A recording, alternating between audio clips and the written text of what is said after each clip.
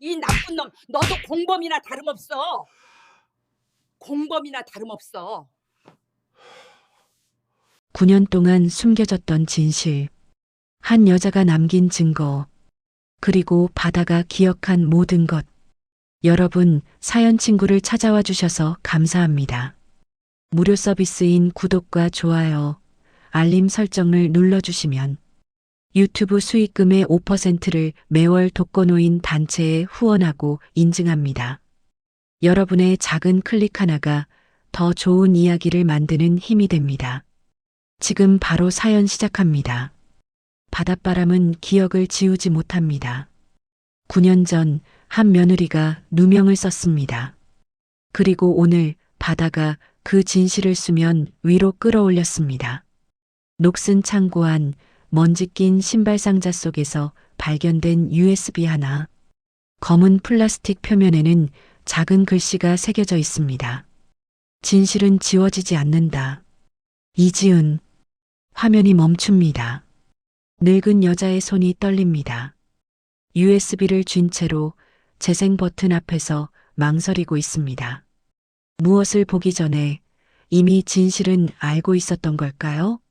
아니면 보고 나서야 비로소 믿게 될까요?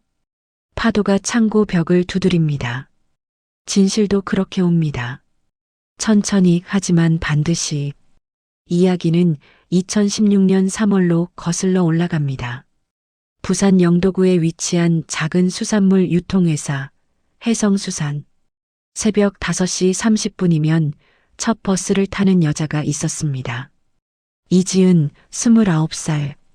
그녀는 회사 경리이자 대표의 며느리였습니다. 손에는 늘 장부가 들려 있었고 가방 속에는 계산기와 볼펜이 있었습니다. 숫자는 거짓말을 하지 않습니다. 더하고 빼면 답은 명확합니다. 사람처럼 복잡하지 않고 사람처럼 배신하지 않습니다. 그것이 그녀가 이 일을 좋아하는 이유였습니다. 회사에 도착하면 아직 아무도 출근하지 않은 빈 사무실입니다. 지은은 그 고요함을 좋아했습니다. 불을 켜고 커피를 한 잔 내려 마시고 책상 위에 영수증을 날짜 순으로 정렬합니다. 그리고 장부를 펼쳐 전날의 거래 내역을 확인합니다. 하나하나 꼼꼼하게 빠뜨리는 것 없이. 시어머니 박순자는 70살 해성수산의 대표였습니다. 그녀는 며느리 지은을 아들보다 더 아꼈습니다. 왜냐하면 그 아이는 단 한 번도 불평하지 않았고 늘 조용히 자신의 몫을 해냈으니까요. 반면 아들 김태주는 그렇지 못했습니다. 영업이사라는 직함과 미래의 후계자라는 무게 속에서 그는 아내를 사랑할 여유가 없었습니다. 아니, 어쩌면 애초에 사랑하지 않았는지도 모릅니다. 결혼 2년 차 그들의 저녁 식탁은 늘 조용했습니다. 대화 없이 밥을 먹고 눈 맞추지 않고 설거지를 하고 각자의 방으로 돌아가는 것이 일상이었습니다. 지은은 외로웠지만 참았습니다. 시어머니만이 유일한 위로였으니까요. 지은아, 힘들지? 괜찮아요, 어머니. 거짓말. 내 눈을 보면 알아. 그래도 참아주는 거지. 지은은 작게 웃었습니다. 쓸쓸한 미소였지만 그것이 그녀가 보여줄 수 있는 전부였습니다. 그리고 2016년 1월 균열의 씨앗이 뿌려졌습니다. 신입사원 최유진이 해성수산에 입사한 것은 그의 1월이었습니다. 25살 밝은 미소와 당당한 걸음걸이를 가진 여자였습니다. 영업부에 배치되었고 그곳은 태준의 부서였습니다. 유진은 회사에 빠르게 적응했습니다. 남자 직원들은 그녀에게 호감을 보였고 특히 태준이 그랬습니다. 처음에는 단순한 업무 관계라고 생각했습니다. 야근도 회식도 출장도 일 때문이라고 믿었습니다. 하지만 지은은 느꼈습니다. 뭔가 달라졌다는 것을, 남편의 눈빛이 변했다는 것을. 그날부터 작은 변화들이 쌓이기 시작했습니다. 태주는 아침에 향수를 뿌리기 시작했습니다. 예전에는 하지 않던 일이었습니다. 양복 주머니 안쪽에서 새 영수증이 발견되었습니다. 고급 레스토랑, 2명 코스 요리, 회식날 신발 밑창에 샴페인 방울이 묻어 있었습니다. 그는 저녁에 돌아오면 기분이 좋아 보였습니다. 회사 이야기를 하면서 웃었습니다. 하지만 그 이야기 속에 지은은 없었습니다. 2월 어느 아침이었습니다. 태준이 샤워를 하는 동안 테이블 위에서 휴대폰 알림이 울렸습니다. 화면에 이름이 떴습니다. 유진이. 지은의 심장이 내려앉았습니다. 손이 떨렸지만 그녀는 휴대폰을 집어들었습니다. 비밀번호는 태준의 생일이었고 그는 한 번도 바꾸지 않았습니다. 화면이 열렸습니다. 오빠, 어제 정말 행복했어요. 사랑해요. 지은은 위로 스크롤을 올렸습니다. 수십 개의 메시지가 있었습니다. 달콤한 말들, 만남의 약속들, 그리고 함께 찍은 사진들. 지은은 숨을 쉴 수 없었습니다. 그때 샤워실 문이 열렸습니다. 그녀는 황급히 휴대폰을 내려놓았습니다. 왜 그래? 얼굴이 안 좋은데. 아니야. 괜찮아. 하지만 괜찮지 않았습니다. 그날부터 지은은 조금씩 죽어갔습니다. 겉으로는 평범하게 출근하고 일했지만 속으로는 무너지고 있었습니다. 회사에서 유진을 볼 때마다 가슴이 찢어지는 것 같았습니다. 복도에서 태준과 유진이 나란히 걸어갈 때, 그들이 웃을 때, 눈이 마주칠 때, 지은은 화가 났지만 아무 말도 하지 않았습니다. 그저 장부를 더 자주 들여다봤습니다. 숫자는 변하지 않았지만 사람은 변했습니다. 같은 시간 회계실장 오미주에게는 다른 종류의 절망이 있었습니다. 그녀는 34으로 회사에 10년째 근무하고 있었습니다. 성실하고 꼼꼼한 사람으로 알려져 있었지만 아무도 그녀의 책상 서랍 속을 들여다보지 않았습니다. 그곳에는 독촉장이 쌓여 있었습니다. 남편의 사업 실패로 인한 빚 2억 가까이, 아이 둘의 학원비는 석 달째 밀려 있었고 대출 이자는 매달 눈덩이처럼 불어났습니다. 그녀는 절망의 끝에 서 있었습니다. 어느 날 휴게실에서 미주는 유진과 마주쳤습니다. 유진 씨, 회사 생활 어때요? 좋아요, 실장님. 다들 잘 대해주세요. 태준 이사님도요? 유진이 잠시 머뭇거렸습니다. 그 짧은 망설임을 미주는 놓치지 않았습니다. 혹시 둘이 뭔가 있어요? 유진의 얼굴이 순식간에 붉어졌습니다. 아니에요, 그게. 괜찮아요. 비밀 지킬게요. 미주는 부드럽게 미소 지었습니다. 하지만 그 미소 뒤에는 계산이 있었습니다.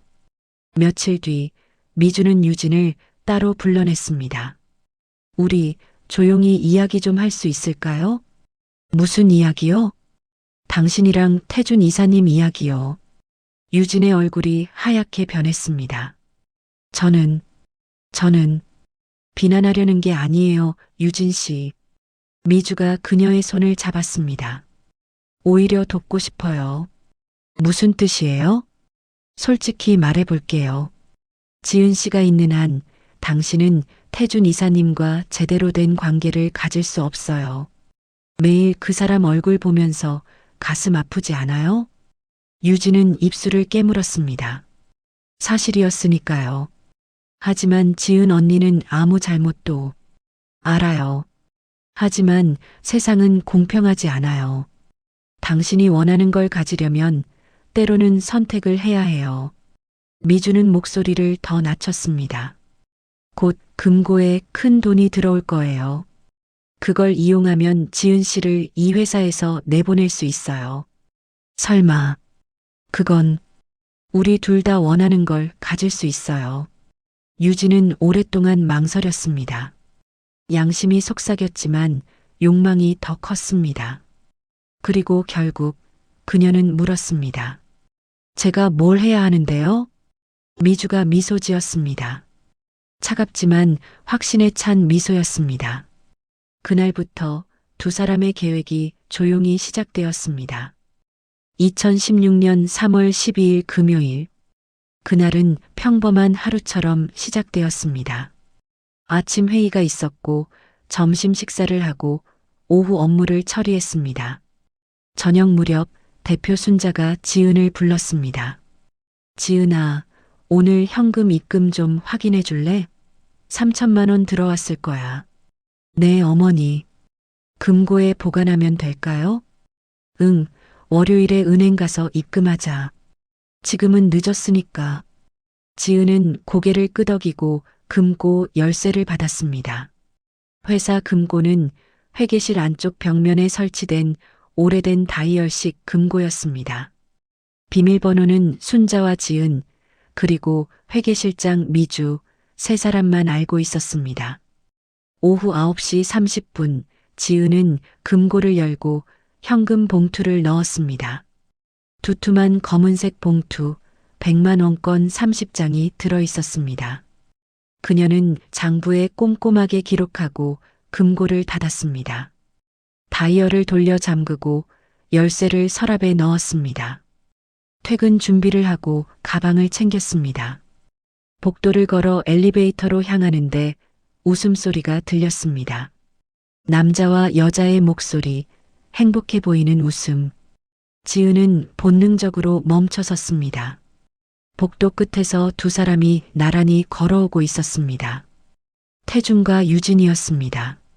어깨가 스칠 듯 가까운 거리로 무언가 이야기를 나누며 웃고 있었습니다. 그들은 행복해 보였습니다. 지은이 그들의 결혼 생활에서 한 번도 본 적 없는 표정이었습니다. 지은은 재빨리 돌아서서 다른 쪽 엘리베이터로 갔습니다. 그들이 자신을 보지 못하도록, 그들의 행복을 방해하지 않도록. 차 안에서 한참을 앉아 있었습니다. 눈물이 나왔지만 소리내어 울지는 않았습니다. 그저 핸들을 꼭 쥐고 숨을 참았다가 천천히 내쉬었습니다. 더 이상 참을 수 없었습니다. 이곳에, 이 사람들 사이에 한순간도 더 있을 수 없었습니다. 밤 10시, 지은은 집에 도착했습니다. 태주는 없었고 회식이라고 했지만 거짓말인 걸 알고 있었습니다. 지은은 옷장을 열고 캐리어를 꺼냈습니다. 옷가지를 담았습니다. 최소한의 물건만. 화장대 위에 립스틱과 향수는 놔두었습니다. 더 이상 필요하지 않을 것 같았습니다.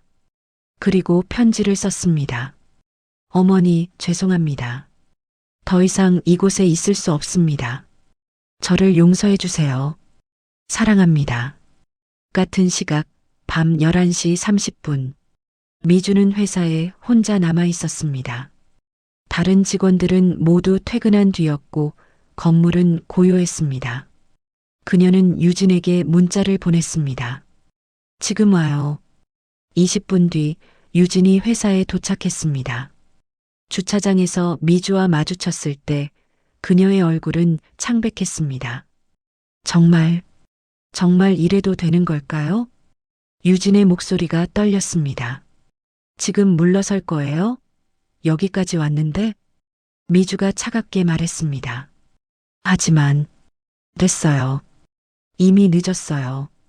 따라오세요. 밤 11시 47분, 회계실 문이 열렸습니다. 딸칵, 금고가 열리는 소리. 미주는 망설임 없이 검은색 봉투를 꺼냈습니다. 두툼한 봉투, 3천만 원이 든. 실장님, 조용히 해요. 누가 들어요? 미주는 봉투를 자신의 가방에 넣고 그중 300만 원을 따로 꺼냈습니다. 이걸 가지고 편의점 ATM에 가서 지은 씨 계좌로 입금하세요.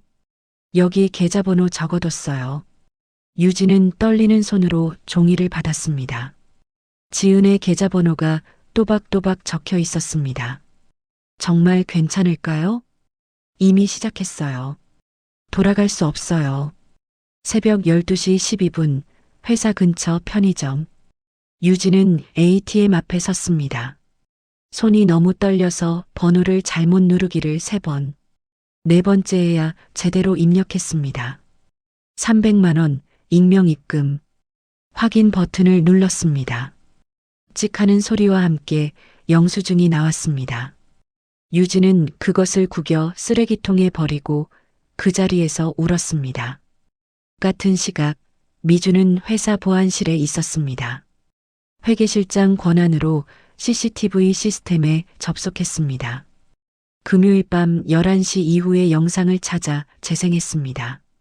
화면 속에서 자신이 금고를 열고 복도를 걷고 유진과 만나는 모습이 보였습니다. 모두 삭제했습니다. 깨끗하게 흔적도 없이. 삭제 진행률이 올라갔습니다. 92%, 100%, 완료. 미주는 안도의 한숨을 쉬었습니다. 하지만 그녀는 몰랐습니다. 누군가 그 순간을 지켜보고 있었다는 것을. 밤 11시 50분, 지은은 불안한 마음에 다시 회사로 돌아왔습니다. 금고를 제대로 잠갔는지 확인하고 싶었습니다. 평소에도 퇴근 후 불안해서 다시 확인하러 오는 경우가 종종 있었습니다. 엘리베이터를 타고 올라갔을 때 복도에 불이 거의 꺼져 있었습니다. 희미한 불빛만이 회계실 쪽에서 새어나오고 있었습니다. 지은은 조용히 다가갔습니다. 복도 끝, 기둥 뒤에 몸을 숨겼습니다. 회계실 문이 열렸습니다. 미주가 나왔습니다. 손에는 두툼한 검은색 봉투가 들려 있었습니다. 지은은 숨을 죽였습니다. 미주는 주위를 두리번거리며 복도를 따라 걸었습니다. 비상구 쪽 모서리에서 잠시 멈춰 섰고 누군가를 기다리는 것 같았습니다. 잠시 뒤 유진이 나타났습니다. 두 사람이 무언가 주고받는 모습이 희미하게 보였습니다. 그리고 서로 다른 방향으로 사라졌습니다. 지은의 머릿속이 하얗게 변했습니다. 그녀는 즉시 보안실로 향했습니다. 다행히 열쇠는 평소 위치에 걸려 있었습니다. CCTV 시스템에 접속했습니다. 오늘 날짜 밤 11시 이후 영상을 찾았습니다. 있었습니다. 미주가 금고를 여는 장면, 복도를 걷는 장면, 유진과 만나는 장면, 모두 선명하게 기록되어 있었습니다. 지은은 항상 가방에 넣고 다니던 USB를 꺼냈습니다. 데이터 백업용으로 사용하던 것이었습니다. 영상을 복사하기 시작했습니다. 진행 막대가 천천히 올라갔습니다. 94%, 98%, 100%, 복사 완료. 지은은 USB를 빼서 가방 깊숙이 넣었습니다. 그리고 시스템을 종료하고 조용히 보안실을 나왔습니다. 새벽 1시 지은은 차를 타고 바닷가로 향했습니다. 해성수산의 오래된 창고, 거의 쓰지 않는 곳이었습니다. 녹슨 문을 열고 들어가자 곰팡이와 소금기 섞인 냄새가 났습니다. 지은은 구석으로 걸어갔습니다. 철제 선반 뒤쪽 거의 보이지 않는 좁은 틈새가 있었습니다. 신발 상자를 하나 꺼내 USB를 비닐로 여러 겹 감쌌습니다. 상자 안에 조심스럽게 넣고 다시 틈새 깊숙이 밀어 넣었습니다. 언젠가 누군가 찾을 거야. 지은은 혼잣말을 했습니다. 진실은 반드시 밝혀질 거야. 바다가 기억하고 있을 거야. 새벽 2시 지은은 집으로 돌아와 짐을 챙긴 캐리어를 들고 조용히 집을 나섰습니다. 시어머니께 쓴 편지는 식탁 위에 놔두었습니다. 아무도 모르게 소리 없이 떠났습니다. 하지만 진실만은 남겨두고 갔습니다. 토요일 아침 순자는 평소보다 일찍 회사에 나왔습니다. 월요일 은행 업무를 미리 준비하려는 참이었습니다. 금고를 열었습니다. 비어 있었습니다. 이럴 수가. 순자는 급히 미주에게 전화를 걸었습니다. 미주야, 혹시 어제 금고 열었어? 아니요, 대표님. 저는 6시에 퇴근했어요. 완벽한 거짓말이었습니다. 목소리에는 흔들림이 전혀 없었습니다. 그럼 지은이 외에는 아무도 안 연 거네? 그럴 것 같은데요. 혹시 지은 씨한테 확인해 보셨어요? 순자는 지은에게 전화를 걸었습니다. 한 번, 두 번, 세 번. 모두 연결되지 않았습니다. 전원이 꺼져 있거나 의도적으로 받지 않는 것 같았습니다. 불안감이 밀려왔습니다. 순자는 아들 태준에게 전화했습니다. 태준아, 지은이 어디 있어? 모르는데요. 아침에 일어나 보니 없었어요. 뭐? 그리고 엄마, 이상한 게 옷장이 거의 비어 있어요. 짐을 싸서 나간 것 같아요. 순자의 가슴이 철렁 내려앉았습니다. 월요일 경찰이 수사를 시작했습니다. 회사의 CCTV 영상을 확인했습니다. 금요일 밤 9시 42분 지은이 회계실을 나서는 모습이 마지막이었습니다. 그 이후의 영상은 모두 삭제되어 있었습니다. 누가 삭제했습니까? 경찰이 물었습니다. 모르겠습니다. 시스템 오류일 수도 있고 미주가 차분하게 대답했습니다. 연기는 완벽했습니다. 그리고 결정적인 증거가 발견되었습니다. 지은의 통장 거래 내역을 확인한 경찰은 이상한 입금 기록을 발견했습니다. 토요일 새벽 12시 47분 익명 계좌에서 300만 원 입금. 이건 뭡니까? 모르겠습니다. 저도 처음 봐요. 지은은 자신의 통장 내역을 보며 당황했습니다. 누가 보냈는지 전혀 모르겠어요. 하지만 경찰은 믿지 않았습니다. 계획적 범행으로 보입니다. 도주 준비까지 마친 정황이 명확합니다. 일주일 뒤 지은은 서울에서 경찰에 자진 출두했습니다. 조사실에서 같은 질문이 반복되었습니다. 돈은 어디 있습니까? 모릅니다. 당신 통장에 입금된 300만 원은 뭡니까? 그것도 모릅니다. 누가 보냈는지. 왜 도망갔습니까? 도망간 게 아니에요. 그냥 떠나고 싶었어요. 이유가 뭡니까? 지은은 잠시 망설이다가 조용히 대답했습니다. 개인적인 이유예요. 순자는 유치장에 면회를 갔습니다. 유리창 너머로 며느리와 마주했을 때 지은은 일주일 만에 완전히 다른 사람처럼 변해 있었습니다. 지은아, 정말 내가 한 거니? 아니에요, 어머니. 그럼 왜 도망갔어? 왜 짐을 싸서 나갔어?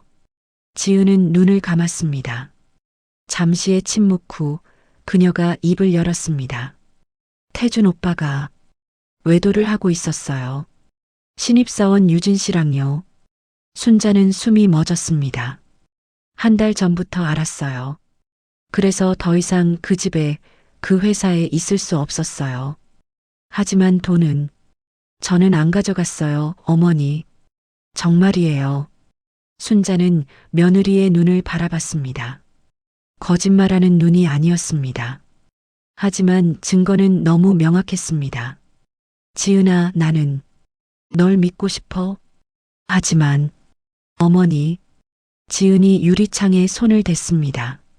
바다는 거짓말을 하지 않아요. 언젠가 진실이 밝혀질 거예요. 무슨 뜻이니? 제가 증거를 남겨뒀어요. 바닷가 창고에. 언젠가 어머니가 찾으시게 될 거예요. 재판은 빠르게 진행되었습니다. 지은은 제대로 된 변호사도 선임하지 못했고 증거는 모두 그녀를 가리켰습니다. 판결이 내려졌습니다. 징역 2년, 집행유예 3년. 횡령죄. 그녀의 인생에 지워지지 않는 낙인이 찍혔습니다. 회사에서는 즉시 해고되었고 태주는 이혼을 요구했습니다. 지은은 모든 것에 순순히 동의했습니다. 위자료도 재산 분할도 요구하지 않았습니다. 싸우지 않았습니다. 집을 떠나는 날 순자가 마지막으로 물었습니다. 정말 안 한 거지? 네, 어머니. 그럼 왜 싸우지 않았어? 왜 변호사를 제대로 선임하지 않았어? 지은은 쓸쓸하게 웃었습니다. 싸워서 뭐가 달라질까요? 모든 증거가 저를 가리키는데요. 그리고 저는 너무 지쳤어요. 하지만 어머니, 바닷가 창고를 기억하세요. 거기에 제가 남긴 게 있어요. 언젠가 찾으시게 될 거예요. 지은아, 그때까지 저는 기다릴게요. 진실이 밝혀지는 날을요. 지은은 캐리어를 들고 현관문을 나섰습니다. 뒷모습이 점점 멀어졌고 순자는 그녀를 붙잡지 못했습니다. 그로부터 9년이 흘렀습니다. 2025년 순자는 70살이 되었습니다. 허리는 굽었고 머리는 새하얗게 샜으며 얼굴에는 깊은 주름이 패였습니다. 해성수산은 여전히 운영되고 있었지만 순자는 행복하지 않았습니다. 매일 새벽 그녀는 바다를 찾아갔습니다. 파도를 보며 혼잣말을 했습니다. 지은아, 넌 어디서 뭘 하며 살고 있니? 정말 내가 한 거니? 아니면 내가 잘못 판단한 거니? 파도만이 대답했습니다. 철썩, 철썩, 끝없이 밀려왔다가 다시 나갔습니다. 태중과 유진은 지은이 떠난 지 1년 뒤에 결혼했습니다. 처음에는 회사 안팎에서 비난의 목소리가 있었지만 시간이 지나며 사람들은 잊어갔습니다. 결혼 2년 차에 딸이 태어났습니다. 순자는 손녀를 사랑했지만 유진을 볼 때마다 설명할 수 없는 불편함을 느꼈습니다. 왜 그런지 알 수 없었지만 그냥 느낌이었습니다. 태중과 유진의 결혼 생활은 겉으로 보기에는 평범했지만 행복해 보이지는 않았습니다. 그들은 거의 대화하지 않았고 식탁은 늘 조용했으며 각자의 방에서 시간을 보냈습니다. 마치 의무처럼 벌을 받듯이 함께 살고 있었습니다. 어느 날 저녁 술에 취한 태준이 중얼거렸습니다. 엄마, 행복이 뭔지 모르겠어요. 뭐? 저는 그냥 죗값을 치르는 것 같아요. 매일매일. 그 말이 모든 죄의 고백처럼 들렸지만 순자는 더 묻지 않았습니다. 유진은 더 심각했습니다. 그녀는 매일 밤 악몽을 꾸었습니다. 지은의 얼굴이 나타나 그녀를 응시했습니다. 왜 그랬어요? 유진은 대답하지 못하고 깨어났고 아침마다 눈이 부어 있었습니다. 거울을 볼 수 없었습니다. 자신의 얼굴이 역겨워서, 자신이 한 일이 끔찍해서. 오미주는 2년 전 해성수산을 떠나 대형 유통회사의 재무이사가 되었습니다. 연봉은 2배로 올랐고 고급 아파트에 살았으며 수입차를 타고 명품 가방을 들고 다녔습니다. 성공한 것처럼 보였습니다. 하지만 그녀의 삶도 평탄하지 않았습니다. 남편은 여전히 도박에 빠져 있었고 빚은 갚아도 끝이 없었습니다. 새로운 빚이 계속 생겼고 미주는 다시 돈이 필요했습니다. 그래서 그녀는 다시 손을 댔습니다. 새 회사의 돈에. 9년 동안 세 사람은 각자의 지옥에서 살았습니다. 죄책감, 후회, 불안, 악몽. 하지만 아무도 입을 열지 않았습니다. 진실은 깊은 바다 밑에 가라앉아 있는 것처럼 보였습니다. 그리고 바다는 묵묵히 기다렸습니다. 진실을 다시 수면 위로 끌어올릴 그날을. 2025년 4월 순자는 오랫동안 비워두었던 바닷가 창고를 정리하기로 했습니다. 직원 2명과 함께 그곳을 찾았습니다. 녹슨 문을 열자 곰팡이 냄새와 소금기가 섞인 공기가 흘러나왔습니다. 햇빛이 거의 들지 않는 어두운 공간에는 먼지가 가득했습니다. 대표님, 이거 다 버려도 될까요? 응, 쓸만한 것만 남기고 나머지는 버리자. 그들은 하나씩 물건을 꺼내 정리했습니다. 오래된 장부, 고장난 컴퓨터, 녹슨 철제 선반, 깨진 어망도구들. 대부분 버릴 것들이었습니다. 순자는 구석에 쌓인 상자들을 정리하다가 철제 선반을 옮겨야 했습니다. 2명의 직원과 함께 무거운 선반을 끌어냈을 때 뒤쪽에 좁은 틈새가 나타났습니다. 어머, 여기 뭐가 있네? 순자는 손을 뻗어 틈새 안을 더듬었습니다. 무언가 딱딱한 것이 만져졌습니다. 신발 상자였습니다. 먼지가 두껍게 쌓여 있어 원래 색깔을 알 수 없을 정도였습니다. 조심스럽게 상자를 꺼냈습니다.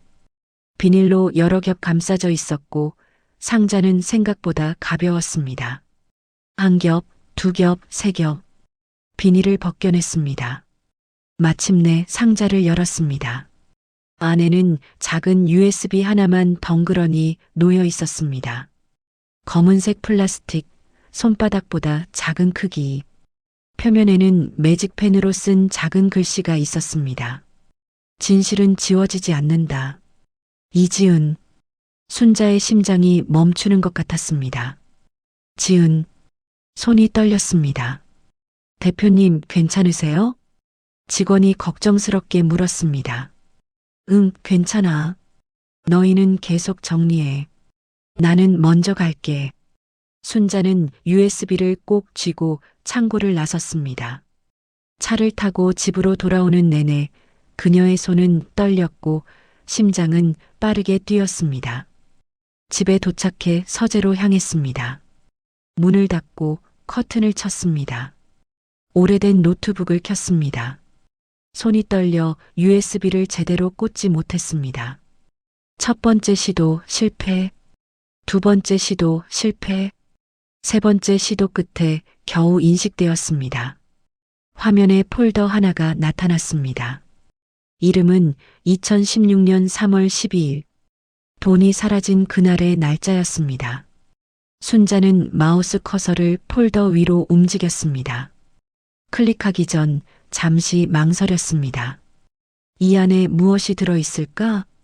정말 진실이 있을까? 아니면 또 다른 절망이 기다리고 있을까? 깊게 숨을 들이쉬고 클릭했습니다. 폴더가 열렸습니다. 동영상 파일 하나.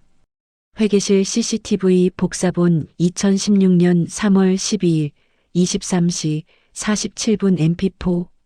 순자는 다시 한번 깊게 숨을 들이쉬었습니다.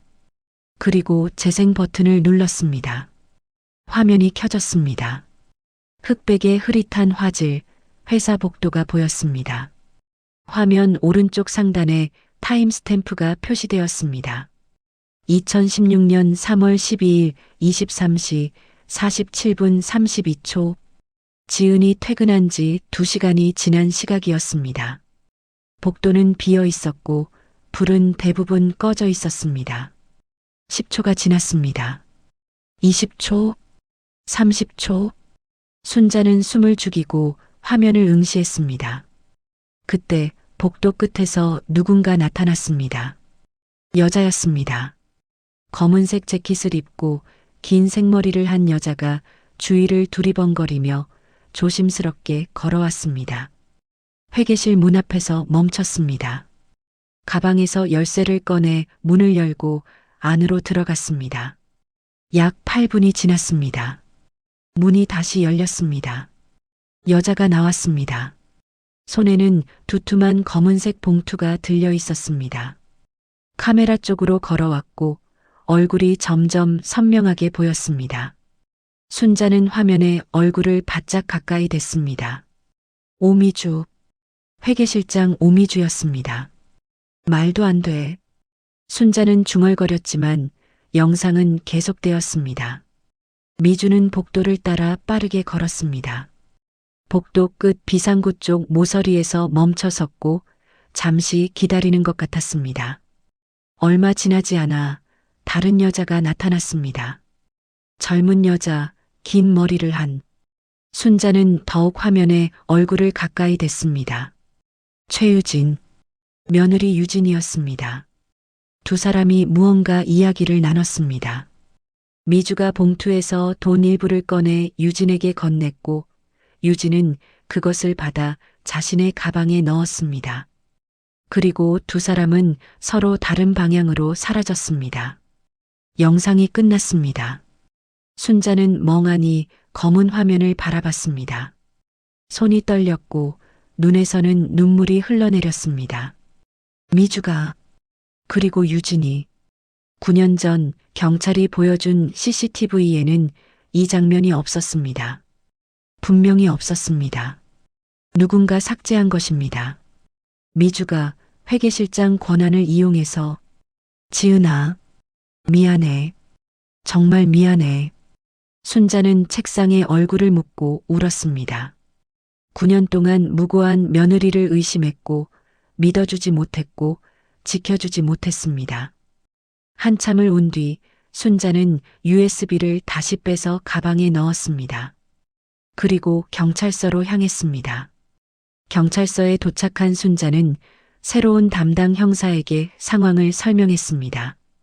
9년 전 횡령 사건의 새로운 증거를 발견했습니다. 9년 전이면 2016년 해성수산 사건 말씀이신가요? 네, 맞습니다. 형사는 USB를 받아 컴퓨터에 꽂았습니다. 영상을 재생하더니 표정이 점점 굳어졌습니다. 화면 속에서 미주가 금고를 열고 봉투를 들고 나오고 유진과 만나는 모습이 선명하게 보였습니다. 이건 당시 조사 때 없던 영상인데요. 누군가 원본을 조작한 겁니다. 제 며느리가 이 복사본을 남겨뒀고요. 사건을 재조사하겠습니다. 경찰은 즉시 오미주를 소환했습니다. 현재 대형 유통회사 재무이사로 일하고 있던 미주는 고급 승용차를 타고 경찰서에 나타났습니다. 명품 가방을 들고 깔끔한 정장을 입고 여유로운 표정으로 조사실에 들어섰습니다. 무슨 일로 저를 부르신 건가요? 잠시 앉으시죠. 형사는 노트북을 그녀 앞 테이블에 놓았습니다. 이 영상 좀 보시겠습니까? 재생 버튼을 눌렀습니다. 화면에 복도가 나타났습니다. 미주의 얼굴에서 혈색이 천천히 사라지기 시작했습니다. 화면 속에서 자신이 회계실 문을 열고 금고에서 봉투를 꺼내고 복도를 걷고 유진과 만나는 모습이 모두 선명하게 보였습니다. 영상이 끝났습니다. 조사실에 침묵이 흘렀습니다. 이게 뭡니까? 미주의 목소리가 떨렸습니다. 2016년 3월 12일 밤 11시 47분 당신이 해성수산 회계실 금고에서 3천만 원을 훔치는 장면입니다. 아니에요. 이건 조작된 영상이에요. 조작이라고요? CCTV 원본인데요. 말도 안 돼요. 이 영상은 당시 조사 때 없었어요. 미주는 자신이 결정적인 실수를 했다는 것을 깨달았습니다. 형사가 천천히 미소 지었습니다. 어떻게 그걸 아시죠? 이 영상이 당시에 없었다는 걸요. 네, 그게 아니라 당신이 직접 삭제했으니까 아는 거 아닙니까? 미주는 더 이상 대답하지 못하고 입을 다물었습니다. 그리고 여기 최유진 씨도 함께 있네요. 공범입니까? 저는 오미주 씨 횡령과 증거인멸 그리고 무고 혐의로 체포하겠습니다. 같은 시각 별도 조사실에서 유진도 신문받고 있었습니다. 형사가 같은 영상을 보여주자 유진은 화면을 보는 순간 무너져 내렸습니다. 죄송합니다. 죄송합니다. 그녀는 울면서 모든 것을 자백했습니다. 처음에는 미주 실장님이 제안했어요. 지은 언니를 회사에서 내보내면 제가 태준 이사님과 자유롭게 만날 수 있다고. 그래서 저는 계속하세요. 저는 직접 훔치지는 않았어요. 미주 실장님이 금고에서 돈을 가져왔고 저는 지은 언니 통장에 돈을 넣는 역할만 했어요. 그게 전부예요. 그것도 충분히 범죄입니다. 알아요. 9년 동안 저는 지옥 같은 삶을 살았어요. 매일 밤 악몽을 꾸고 지은 언니 얼굴이 나타나고 죄책감에 시달렸어요. 그래도 진실을 밝히지 않았습니다. 무서웠어요. 미주 실장님이 만약 말하면 저도 같이 무너진다고 협박했어요. 그리고 태준 오빠를 잃고 싶지 않았어요. 며칠 뒤 순자는 유치장에 유진을 면회하러 갔습니다. 유리창 너머로 마주한 며느리는 완전히 초췌해져 있었습니다. 어머니, 유진은 고개를 들지 못했습니다. 왜 그랬습니까? 순자의 목소리는 차가웠습니다. 죄송합니다. 정말 죄송합니다. 지은이에게 미안하지 않습니까? 매일매일 미안해요. 제가 한 일이 얼마나 끔찍한 일인지 알아요. 그럼 왜 9년 동안 입을 다물고 있었습니까? 무서웠어요. 그리고 태준 오빠를 사랑했어요. 잃고 싶지 않았어요. 순자는 쓴웃음을 지었습니다. 사랑이라고요? 그래서 다른 사람의 인생을 망쳤습니까? 유진은 더 이상 대답하지 못하고 고개를 떨구었습니다. 순자는 자리에서 일어섰습니다. 당신은 마땅한 벌을 받을 겁니다. 집으로 돌아온 순자는 아들 태준을 불렀습니다. 거실에 마주 앉았을 때 순자가 먼저 입을 열었습니다. 태준아, 너 정말 아무것도 몰랐니? 태준은 한참 동안 고개를 숙이고 있다가 조용히 대답했습니다. 중간에 눈치챘어요. 뭐라고?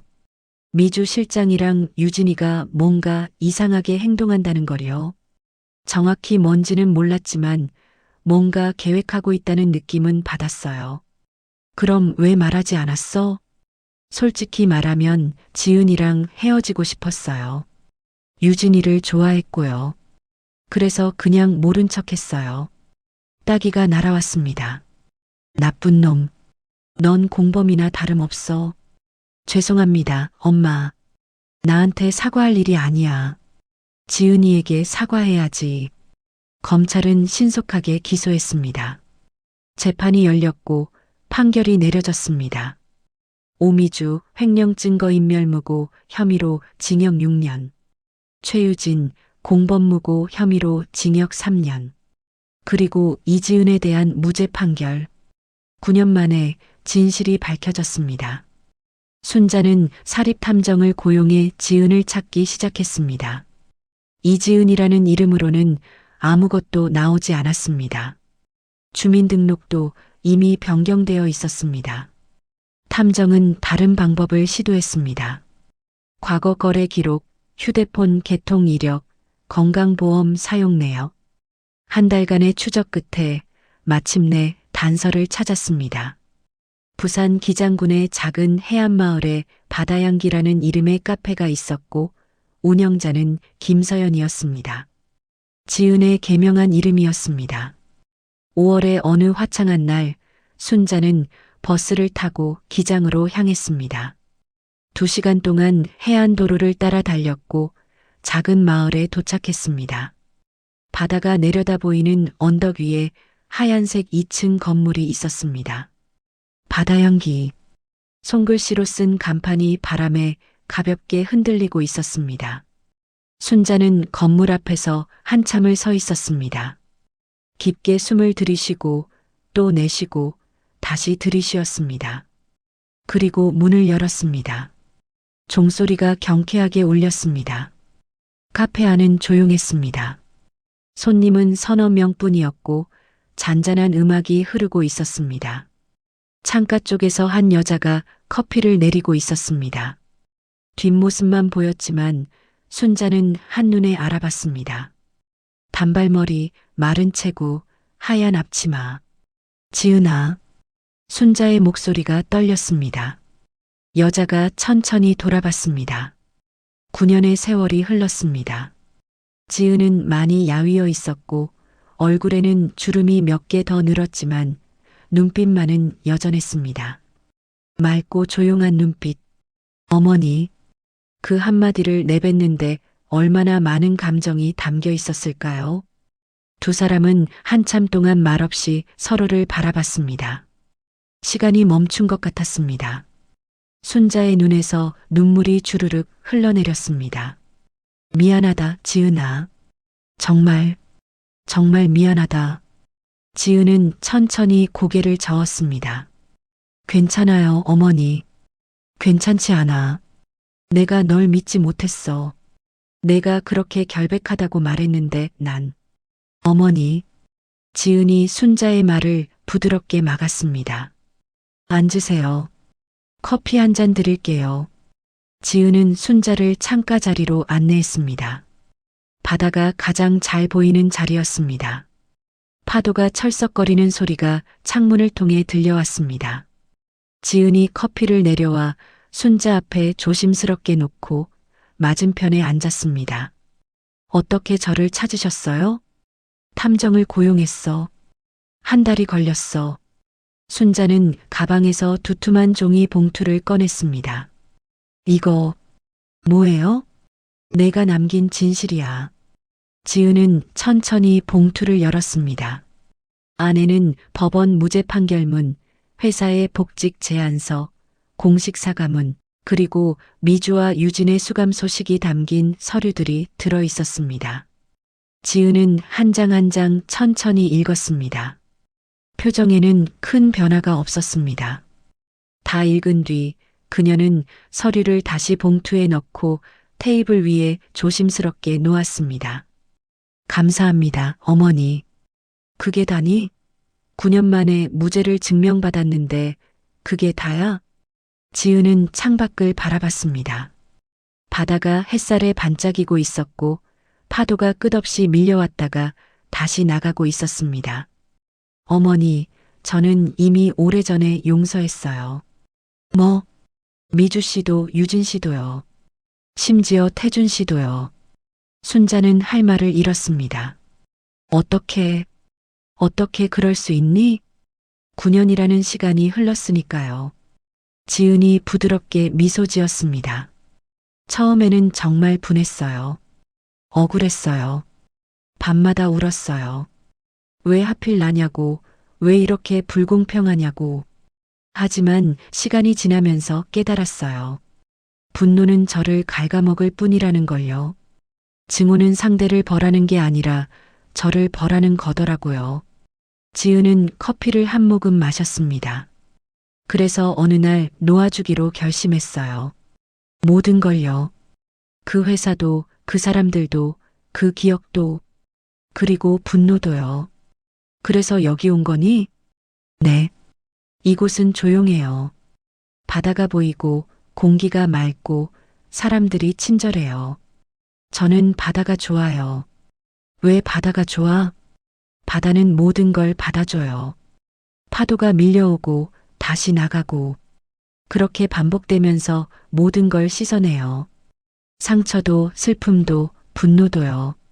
지은은 창밖을 계속 바라봤습니다. 진실도 그렇게 돌아올 거라고 믿었어요. 파도처럼요. 언젠가는 반드시요. 순자는 며느리의 손을 잡았습니다. 여전히 차갑고 거친 손이었지만 9년 전보다 더 강해진 것 같았습니다. 지은아, 회사로 돌아와. 내 자리는 아직 있어. 모든 게 회복될 수 있어. 지은은 천천히 고개를 저었습니다. 어머니, 저는 여기가 좋아요. 하지만 이곳에서 저는 평화로워요. 아침에 일어나면 바다를 보고 커피를 내리고 손님들과 이야기해요. 단순하지만 정말 행복해요. 정말 괜찮은 거니? 네, 정말이에요. 지은은 순자의 손을 꼭 잡았습니다. 어머니, 저 때문에 마음 아파하지 마세요. 저는 정말 괜찮아요. 오히려 이 9년이 저를 더 강하게 만들어줬어요. 순자는 더 이상 참을 수 없었습니다. 그녀는 자리에서 일어나 지은을 꼭 껴안았습니다. 9년 만의 포옹이었습니다. 미안해, 지은아. 정말 미안해. 괜찮아요, 어머니. 다 괜찮아요. 이제 다 끝났어요. 두 사람은 한참 동안 그렇게 서로를 껴안고 있었습니다. 그날 오후 순자와 지은은 오랜 시간 이야기를 나눴습니다. 지은은 9년간의 이야기를 들려줬습니다. 서울을 떠나 대전으로, 대전에서 대구로, 대구에서 다시 부산으로 떠돌며 일했던 이야기. 편의점에서, 식당에서, 다른 카페에서 아르바이트를 하며 살았던 시간들. 이름을 바꾸고, 과거를 숨기고, 하루하루를 버텨낸 날들. 혼자 다 했니? 힘들지 않았어? 외로웠죠. 하지만 익숙해졌어요. 그리고 이상하게도 혼자 있는 시간이 저를 치유해줬어요. 해가 서쪽으로 기울기 시작했습니다. 나 이제 가야 할 것 같아. 조심히 가세요, 어머니. 다시 와도 되니? 언제든 오세요. 항상 환영이에요. 순자는 지은을 다시 한번 꼭 껴안았습니다. 사랑한다, 지은아. 저도 사랑해요, 어머니. 문을 나서려는 순자를 지은이 불렀습니다. 어머니. 응? USB 찾으셨죠? 순자는 놀라서 돌아봤습니다. 어떻게 알았니? 어머니가 언젠가 찾으실 거라고 믿었어요. 그래서 그곳에 숨겨뒀어요. 그럼 넌 처음부터 알고 있었구나. 미주와 유진이 범인이라는 걸. 네. 그날 밤 불안해서 회사로 돌아갔을 때 그들을 봤어요. 그래서 CCTV를 복사해서 숨겨뒀어요. 그런데 왜 경찰에 바로 주지 않았니? 원본은 이미 삭제된 뒤였어요. 그리고 저는 너무 지쳐 있었어요. 싸울 힘이 없었어요. 그래서 증거만 남겨두고 언젠가 진실이 밝혀질 거라고 믿기로 했어요. 순자는 며느리를 다시 껴안았습니다. 고마워, 지은아. 날 믿어줘서, 끝까지 포기하지 않아줘서, 저야말로 감사해요, 어머니. 끝까지 저를 찾아주셔서. 며칠 뒤 태준이 바다향기 카페를 찾아왔습니다. 지은은 그를 보고도 놀라지 않았습니다. 마치 이미 예상하고 있었던 것처럼. 오랜만이야, 지은아. 응, 오랜만이야. 두 사람은 창가 자리에 앉았습니다. 한참 동안 침묵이 흘렀습니다. 태준이 먼저 입을 열었습니다. 미안해. 괜찮아. 괜찮지 않아. 나는 너한테 너무 못했어. 남편으로서도 사람으로서도. 지은은 천천히 고개를 저었습니다. 우리는 원래 맞지 않았어. 태준 씨도 알잖아. 그래도 태준 씨. 지은은 그를 똑바로 바라봤습니다. 이제 그만 괴로워해. 우리 모두 실수했어. 나도 태준 씨도 모두. 중요한 건 이제 어떻게 사느냐야. 정말 용서하는 거야? 응. 진심으로. 태준은 눈물을 흘렸습니다. 지은은 테이블 너머로 손을 뻗어 그의 어깨를 가볍게 두드렸습니다. 유진 씨한테 잘해줘. 그 사람도 충분히 벌을 받았고 앞으로도 평생 그 죄책감을 안고 살 거야. 그러니까 나중에 나오면 잘해줘. 알았어. 태준은 고개를 끄덕이고 자리에서 일어섰습니다. 그럼 나갈게. 건강해, 지은아. 태준 씨도. 태준이 카페를 나서는 뒷모습을 지은은 창가에서 지켜봤습니다. 점점 멀어지는 그의 모습을 보면서도 아무 감정이 느껴지지 않았습니다. 그저 평온했습니다. 저녁 무렵 순자에게서 전화가 왔습니다. 지은아, 태준이가 다녀갔다며? 네, 어머니. 괜찮니? 네, 괜찮아요. 오히려 후련해요. 다행이다. 잠시 침묵이 흘렀습니다. 지은아. 네. 고맙다. 우리 가족을 용서해줘서. 지은은 부드럽게 웃으며 대답했습니다. 어머니, 우리는 여전히 가족이에요. 정말? 네. 피로 맺어진 가족은 아니지만 마음으로 맺어진 가족이에요. 그게 더 오래 가잖아요. 순자는 전화 너머로 눈물을 흘렸습니다.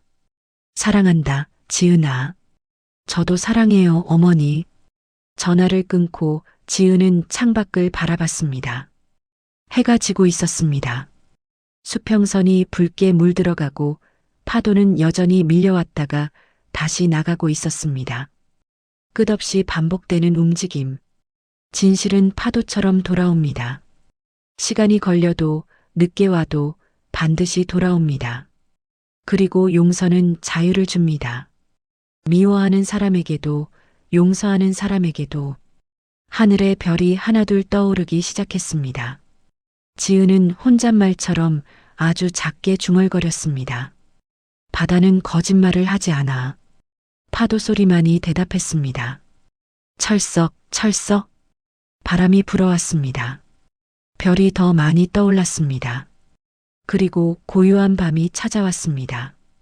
9년 동안 바다가 기억했던 진실, 한 여자가 끝까지 포기하지 않았던 믿음, 그리고 결국 돌아온 정의와 용서. 여러분은 어떻게 생각하시나요? 만약 여러분이 지은이라면 정의와 용서 중 무엇을 먼저 선택하셨을까요? 댓글로 여러분의 생각을 꼭 남겨주세요. 그리고 이 이야기가 마음에 드셨다면 좋아요 버튼을 눌러주시고요. 구독과 알림 설정도 부탁드립니다.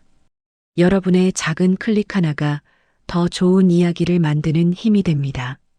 이 영상을 주변 분들과 공유해 주시면 더욱 감사하겠습니다. 누군가에게는 위로가 될 수 있는 이야기니까요. 다음에는 또 어떤 이야기로 여러분을 찾아뵐까요? 기대해 주세요. 사연 친구였습니다. 감사합니다.